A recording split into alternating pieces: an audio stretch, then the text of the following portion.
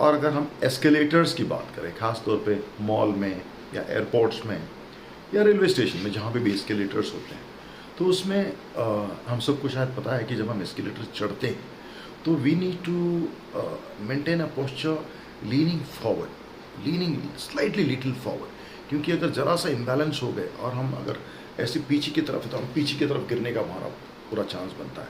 और दूसरी ये बात है कि जब हम एस्केलेटर्स में चढ़ते हैं, सामने महिला है, लड़कियां हैं, बस एस्केलेटर शुरू हो रही है और अपने एकदम एकदम पीछे उनके सामने खड़े हुए, we have to maintain very dignified respectful distance, ये बहुत ज़रूरी है। जब हम चढ़ रहे होते हैं लिफ्ट, तो जो हैंड रेल है उसको हम लेफ्ट हैंड से पकड़े, लेफ्ट साइड में खड़े रहें, ठीक है जी।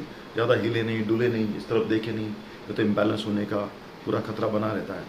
और जब हम उतर रहे होते हैं तो हम राइट साइड में हैंड रेल को पकड़ के राइट साइड में खड़े रहें और वही पूरी सतर्कता से खड़े रहें, और किसी को जाना है तो लेफ्ट साइड से जाए। This is by and large a global rule, there could be an exception in few countries, okay, and you have to be very very alert, very very alert. और दूसरी बात, महिलाओं को ख़ास तौर पे बच्चों को ध्यान देना है कि जिस तरह के लिबास उन्होंने पहने हुए, कहीं वो दो एस्केलेटर के बीच में स्पेस में कहीं अटक न जाए। It's very very important. आप सबको पता ही है कि अवॉइड ईटिंग मंचिंग, लिक्विड हो गया, आइसक्रीम हो गया, while you are on escalators. No, never do that. So these are few things which are coming very spontaneous to my mind out of my experience. So let's make this, so with this etiquette series, so with this etiquette essentials,